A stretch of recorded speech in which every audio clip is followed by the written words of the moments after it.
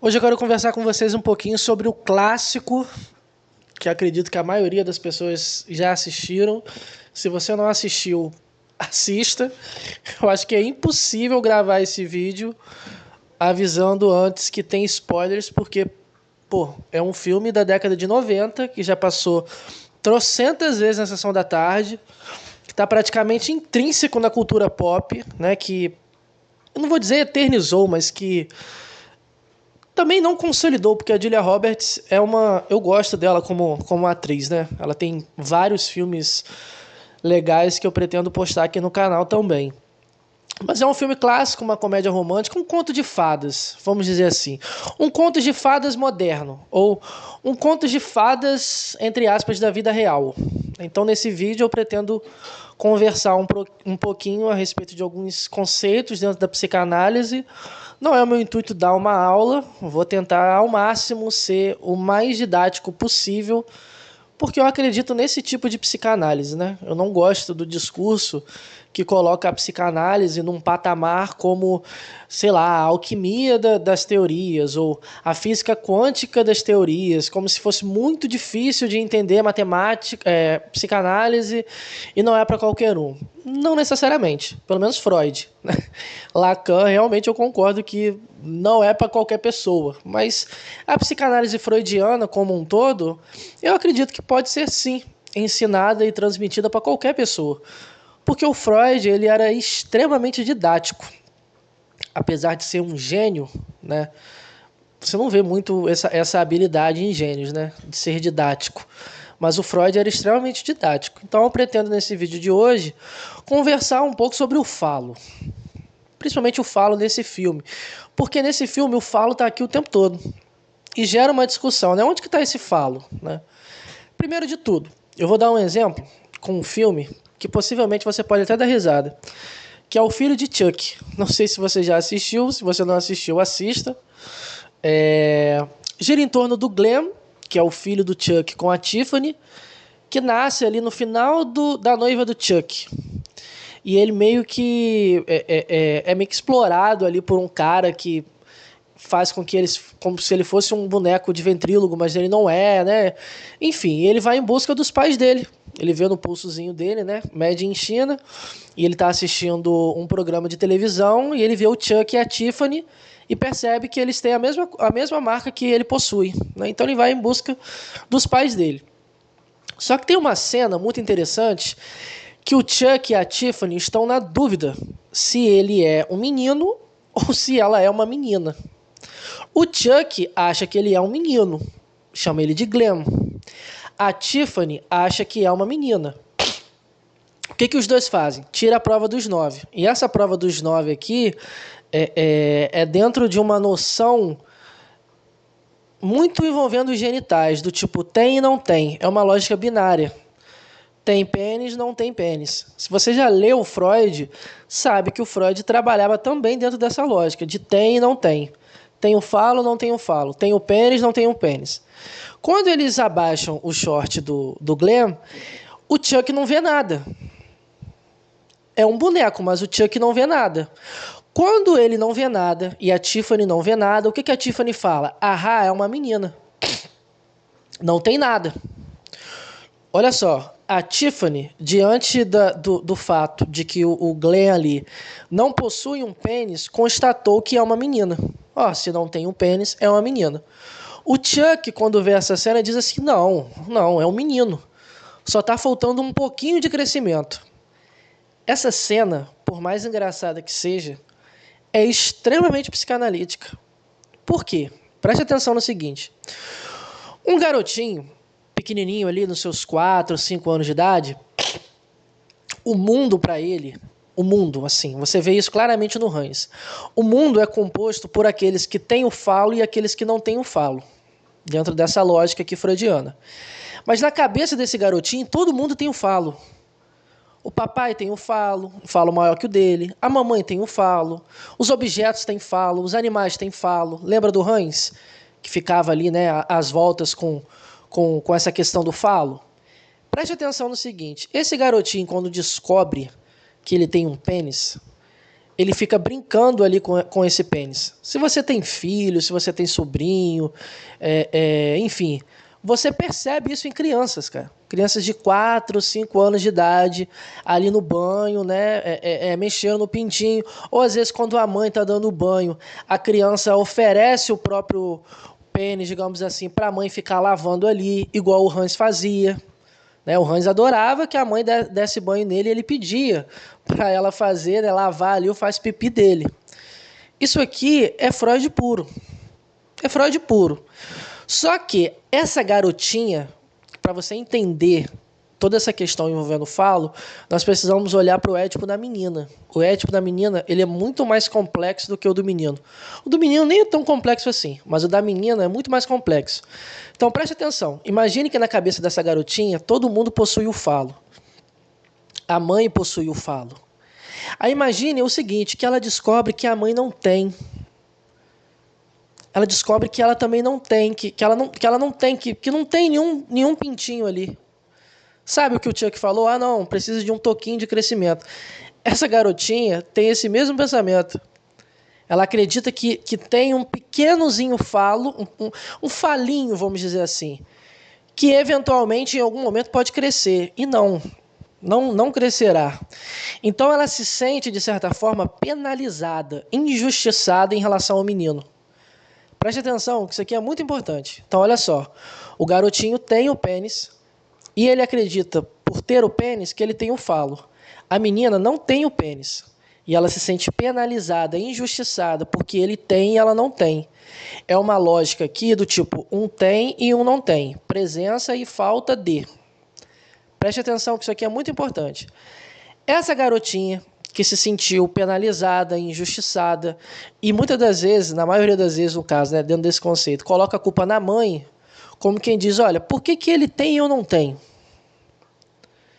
Você não me deu porque você não me ama. Isso aqui é a chave para você entender muitas das relações entre mãe e mulher. Mãe e mulher, entre mãe e filha. Esse sentimento de injustiça, sabe? É um sentimento de injustiça, do tipo, ele tem e eu não tenho. Aí você está lendo lá o Freud, sobre as saídas do Édipo na menina. E a menina vai procurar esse falo, porque ela não tem. O garoto também não tem, mas ela não tem aqui. Para você entender esse contexto. Então ela não possui esse falo, se sente injustiçada e penalizada porque o outro tem e ela não. O garoto acredita ter e tem medo de perder. Por isso a angústia de castração. Mulheres não sofrem de angústia de castração, porque ela nunca teve. Então assim, o garotinho tem e tem medo de perder. A garotinha nunca teve. Então o Freud vai pensar o seguinte, olha, essa mulher vai buscar o falo em algum lugar. Em algum lugar ela vai buscar esse falo.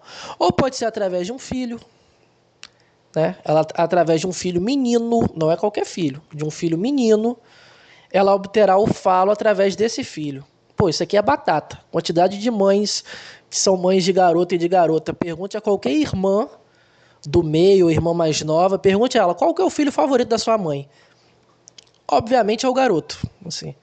Raras exceções, a mãe pode ter como filha favorita uma filha mulher, assim.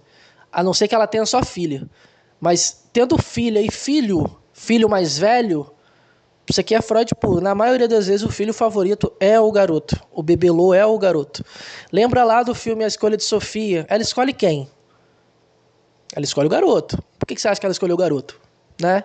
Enfim, então existe essa busca pelo falo. Através de um filho, através de um casamento, através de um homem, uma relação ali, através de um amor, será? Esse é o questionamento aqui do filme, Uma Linda Mulher, que quando você assiste, do ponto de vista psicanalítico, você se pergunta, cara, onde é que está o falo aqui? O falo está em tudo. Vou repetir. Onde que está o falo aqui? O falo está em tudo. Dada essa introdução, vamos falar sobre o filme, que à medida que eu for comentando sobre, eu vou articulando. Se você que está ouvindo esse episódio tiver alguma dúvida, pode escrever nos comentários que eu respondo. Se você já estudou, né, ou tem dúvidas, ou pretende estudar, por exemplo, a respeito desses conceitos em psicanálise, basta entrar em contato comigo que eu tenho algumas aulas que estão disponíveis à venda. Então, vamos lá. O filme conta a história de Vivian e Edward. Vivian, interpretada pela Julia Roberts, que aqui na década de 90, meu Deus, ela continua linda, mas o padrão de beleza da década de 90 é completamente diferente do padrão de beleza hoje, né? E o primeiro frame do filme, a primeira cena do filme que apresenta essa personagem, ela está deitada, mostra ela usando uma calcinha de renda, a cintura dela, a barriga, você vê os ombros, o dorso, o antebraço. É uma mulher lindíssima, lindíssima. Uma mulher lindíssima. E ela é uma garota de programa. Então ela está ali se arrumando, né, colocando a bota dela, colocando ali, né, a saia, uma peruca loira, e ela vai trabalhar, né? Ela vai para a rua tentar fazer um programa, porque ela trabalha nisso. Do outro lado do filme, temos aqui no filme diz milionário, mas ele é um cara que tem muito dinheiro. Mas assim, muito dinheiro. O negócio dele é um negócio de $1 bilhão e praticamente a profissão dele é comprar empresas. Então, ele tem muito mais dinheiro do que a gente imagina. É um cara que tem muito dinheiro. Interpretado pelo Richard Gere, porra, eu acho que um dos atores mais charmosos e elegantes da década de 90 e até hoje, assim, porra. Você pergunta a sua avó, a sua mãe, a sua tia, na década de 90 ele era o cara, assim, tipo, aquele olhinho assim meio puxado, cabelinho grisalho, né, super elegante, tudo mais. Enfim, o Richard Gere ali. E o que acontece? Esse cara tá com um negócio meio que truncado, sabe? Em relação a uma empresa que ele quer comprar e desmembrar. Praticamente o serviço dele é esse. Ele compra uma empresa, vai desmembrando. Ele pega o carro do advogado dele e vai para Beverly Hills. Ele mora em Nova York, ele vai para Beverly Hills. Pega um carro ali, um carro que ele nem sabe dirigir muito bem, né? E ele precisa de uma informação. Pô, onde é que é Beverly Hills? Eu tô hospedado num hotel e não sei onde está. Eis que ele encontra quem? A Vivian, que é essa garota de programa. Ele pede uma informação, ela diz, olha, R$5 pela informação. Aí ele reclama. Aí ela diz, ó, agora são 10. Aí ele pede para ela entrar. Aí os dois começam a conversar ali. Esse cara, o Edward, ele vive num nicho social, vamos dizer assim, de uma galera que tem muito, mas muito dinheiro. E o dinheiro dele faz com que ele tenha o quê? Poder. Ele manda e desmanda.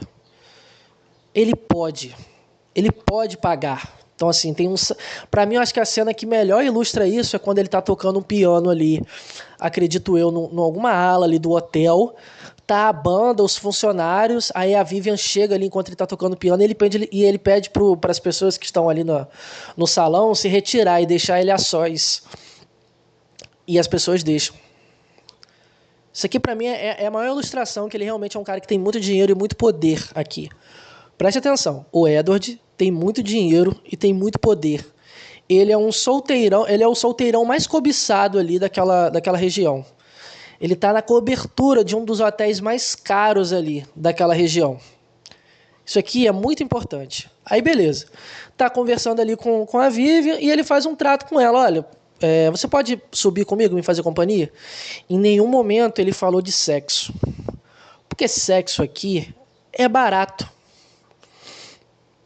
Sexo é barato. Sexo entre elas, como é que eu posso dizer? Para um cara que é milionário, que é bilionário, o que é pagar $100 a hora pelo serviço de alguém? Ele pode pagar.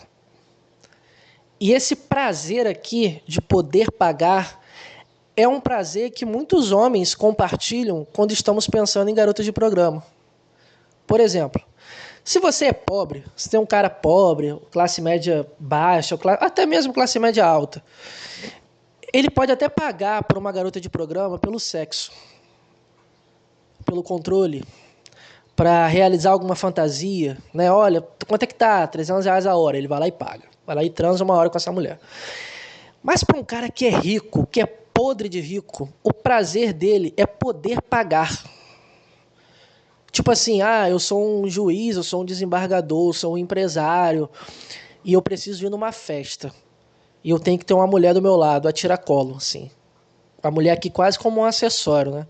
Um acessório de luxo, um artefato de luxo. Quanto é que é para você passar a noite comigo? R$10 mil. Está aqui, R$10 mil. Quanto é que é? 20 mil reais. Tá aqui, 20 mil reais. Quanto que você cobra para passar um final de semana comigo em Roma? 100 mil reais. Tá aqui, 100 mil reais. Esse prazer de poder pagar. O sexo aqui é a cereja do bolo. No filme, o sexo é a cereja do bolo. Porque ele não está pagando aqui pelo serviço sexual dela, assim, pela performance sexual, ou pelo ato sexual em si. Ele está pagando pelo tempo. Pelo tempo dela. Primeiro ele paga a hora, depois ele quer a noite toda.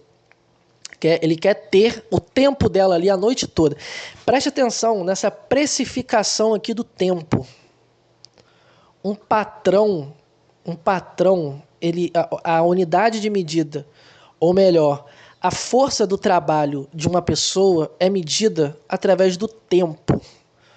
Então, assim, quanto tempo um carpinteiro leva para fazer uma mesa, por exemplo?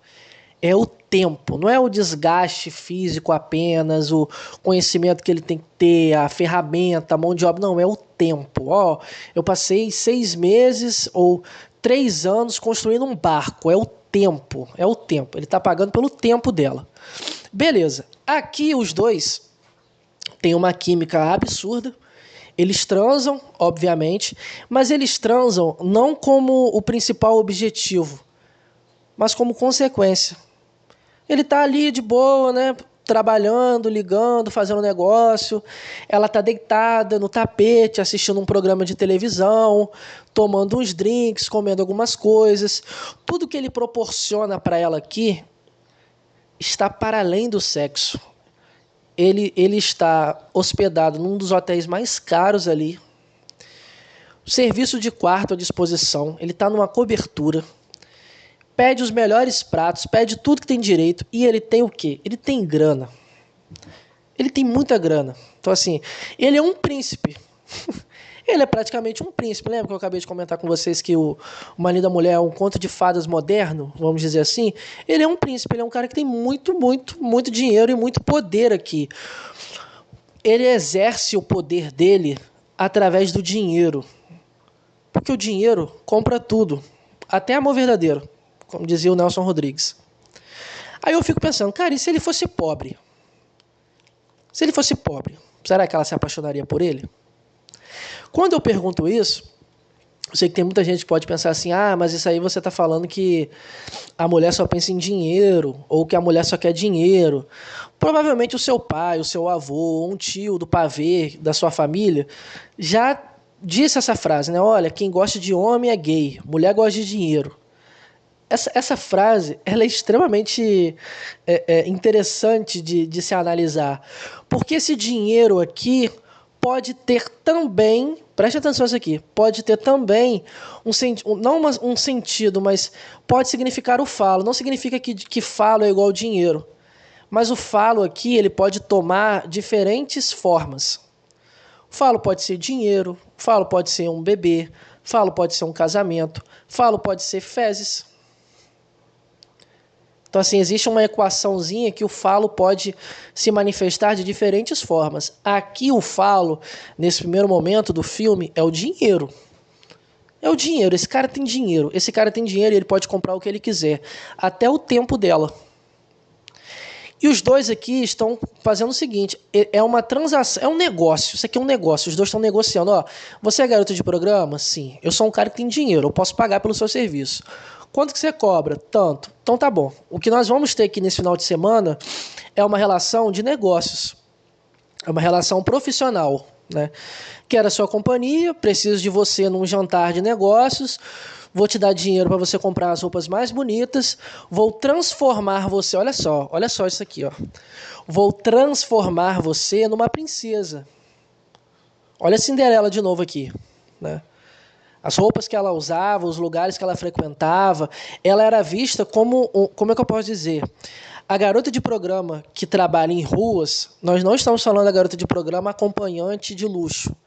A garota de programa que atende nas ruas naquela época, naquela região, sempre foi vista como escória da sociedade. Ela mesma sofre preconceito dos hóspedes, dos atendentes de loja, pelas vestimentas que ela usa. Olha que é a Julia Roberts, cara. É a Julia Roberts aqui. E ela sofre preconceito ali por conta da roupa dela, porque todo mundo aqui, quando bate o olho nela, já, entre aspas, sabe com o que ela trabalha. Então ela não está nesse lugar de quê? De madame, de princesa.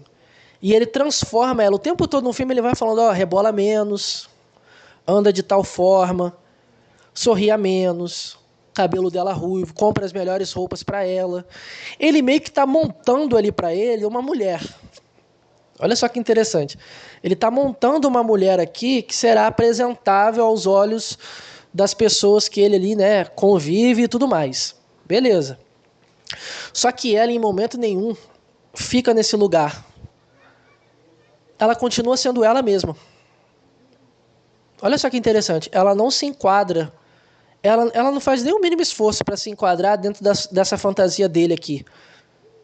Dela ser essa dama, né? Ele tem até uma cena que ele diz quando ela tá usando o chapéu, né? Quando eles estão ali no negócio de campo ali e tal, e ele diz que ela tá parecendo uma dama. Olha a potência dessa frase. Que ela está parecendo uma dama. Aqui nós temos um contraste, né? A figura da puta, da prostituta, da garota de programa, e da dama, da esposa, da namorada.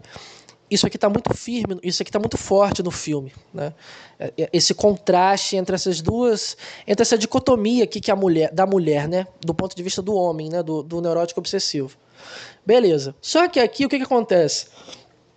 Como todo bom filme de comédia romântica e como todo bom conto de fadas, eles se apaixonam. Eles se apaixonam. O que está no contrato deles, ali nas entrelinhas, é o seguinte: quando ela começa a desabotoar a blusa dele, e o filme ele é muito inteligente de mostrar certas coisas, porque quando ela está desabotoando a blusa dele, corta para uma cena da televisão com a atriz ficando com o rosto sujo. Entendeu, né? Preciso nem explicar. Aí ele pergunta, o que você faz? Ela diz, tudo, menos beijar na boca. Por quê? Beijo na boca é íntimo demais. Já dizia o Bukowski, né? Beijar é mais íntimo que trepar.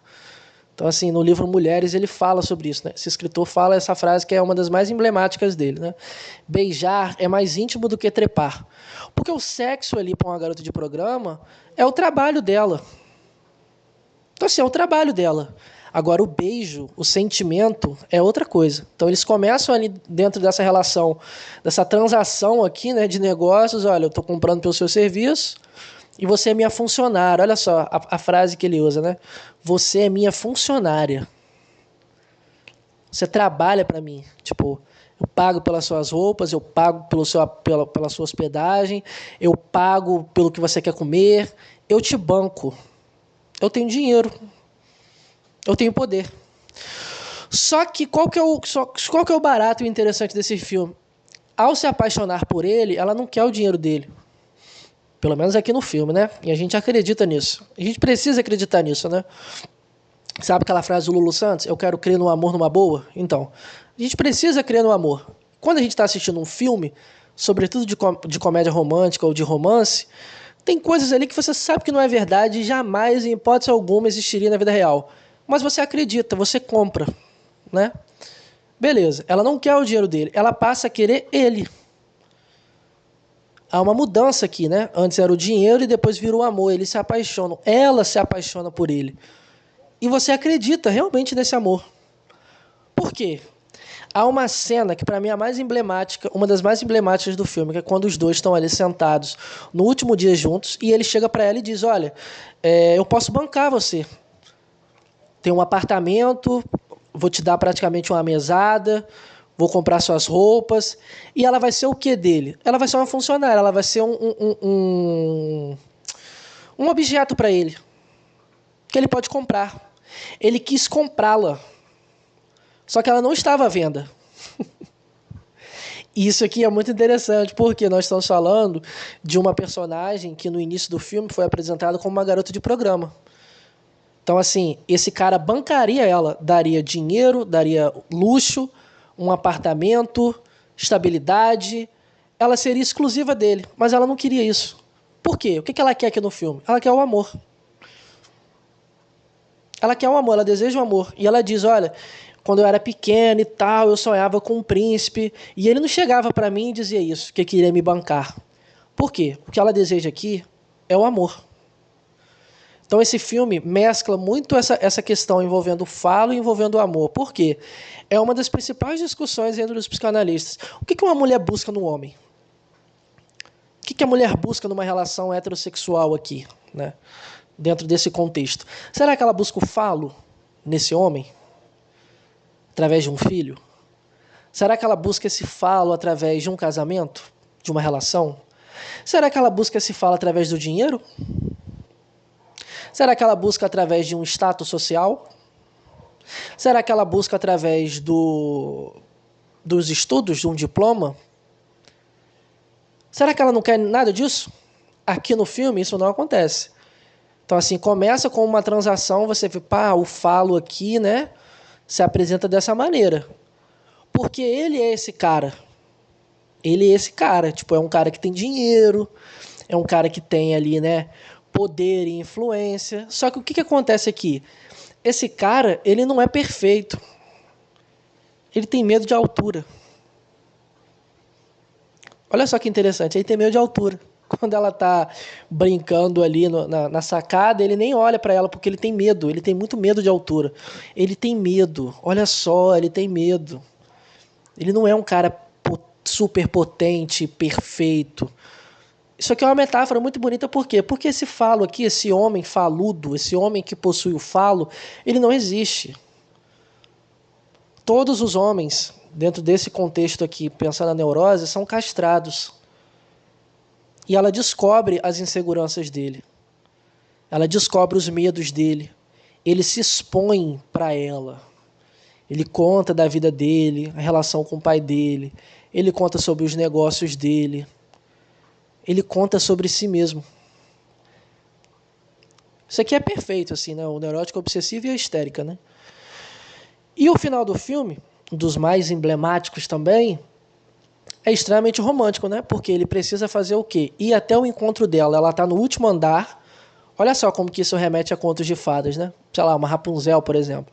E ele precisa escalar ali, meio que as escadas ali e tal, para até chegar nela. E ele tem medo de altura. Então olha só que mensagem romântica, né? Um cara que enfrenta os próprios medos para poder ficar com a sua amada. E para mim, a melhor cena do filme que ilustra isso é quando ele aluga um cordão de $500 mil e ele devolve. Aluga não, ele meio que toma emprestado, porque ele é um cliente muito assíduo da loja, e ele vai entregar ao gerente do hotel. Aí o gerente do hotel abre a caixinha de desse cordão de joias, que vale muito, e diz assim, deve ser difícil, né? Abrir mão de uma coisa tão bela. Ele não está falando da joia, ele está falando da Vivian. Mas a Vivian aqui, a mulher, e a joia aqui, possuem o mesmo valor simbólico, do ponto de vista do inconsciente. Que valor é esse? O falo. Então a mulher também pode se colocar como o falo do homem, como aquilo que lhe falta. Nossa, esse cara tem tudo. Esse cara tem tudo, ele tem dinheiro, ele tem influência, ele tem poder, ele tem status, ele tem bens, ele tem empresas, mas ele não tem o quê? Ele não tem a Vivian. Ele não tem a Vivian, e ele precisa da Vivian. Por quê? Esse falo aqui vem como esse objeto que, na cabeça do neurótico, pode tamponar a falta dele. O Edward aqui, ele é castrado. Ele tem tudo, mas não tem ela. E se não tem ela, entende? Então, assim, a joia, olha só, que deve ser difícil, né? Abrir mão de uma coisa tão bela. Ele não está falando da joia, ele está falando da Vivian. Mas a metáfora que o filme usa aqui é excelente, porque olha só o falo. O falo como através do dinheiro, através do poder, através do amor, através da mulher. Então, assim, essa uma linda mulher aqui é esse falo. E olha só que interessante. É uma personagem que somos apresentados a ela através dessa característica do trabalho dela, que é ser uma garota de programa. Essa mulher aqui, que para a maioria das pessoas mais conservadoras é vista como escória, mas para a maioria dos homens existe quase que uma adoração pela garota de programa. Assim. Porque é uma mulher que encarna essa posição de objeto. E ela encarna essa posição de objeto de uma maneira que na fantasia do neurótico obsessivo é tudo que ele deseja de uma mulher.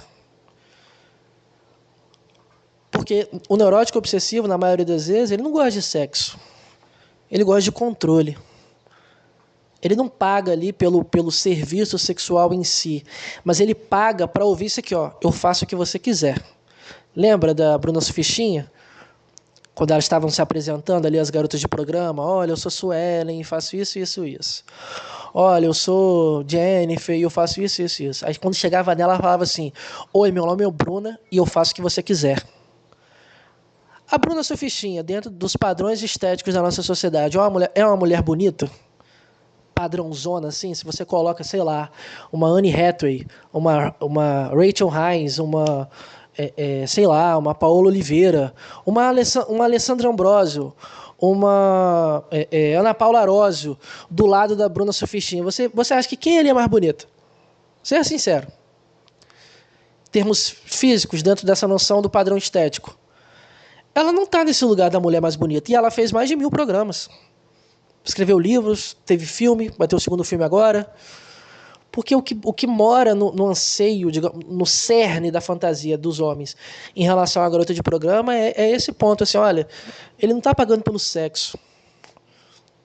O Richard Gere aqui, o Edward, ele não pagou pelo sexo. Ele poderia pagar. E olha só a cena quando ele diz assim, olha, quanto que você cobra para passar o final de semana comigo? E ela pede 4.000. Aí ele negocia, fica por 3.000. Aí ela diz, olha, se você pagasse 2, eu aceitava. Aí ele falou, se você mantivesse os 4, eu pagava. Porque dinheiro para ele não é problema. Não é problema. Então, assim, o filme, Uma Linda Mulher, é uma história de amor, né? Um conto de fadas moderno, mas que se você estuda psicanálise, você consegue ver o falo aqui em diferentes manifestações. E na minha concepção, essa última cena para mim é a melhor. Assim, nossa, deve ser difícil, né? Abrir mão de uma coisa tão bela. Porque a Julia Roberts aqui, a Vivian, é esse falo. Ela passa a ser esse falo. Porque aqui é puro semblante. Você não sabe muito. Entende? A história dela ali e tal é puro semblante. Preste atenção nisso daqui. Ela, tanto como acompanhante do Edward, quanto como garota de programa, ela foi montada. Você não sabia muito bem quem era ela. Que ela curtia ouvir certas músicas, contou um pouco da família dela e tal, mas ela foi uma mulher montada. Ela se montou. Preste atenção nisso aqui. Ela se montava a partir do que ela esperava ou acreditava que os homens queriam dela. Aqui é puro semblante aqui. Né? Tipo, olha só, aqui também já é um buraco mais embaixo, né? Aqui eu já estou falando mais de Lacan. Não, esse vídeo aqui é mais em Freud. Freud é mais tranquilinho, né? Didático. Então é isso, espero que vocês tenham curtido o vídeo.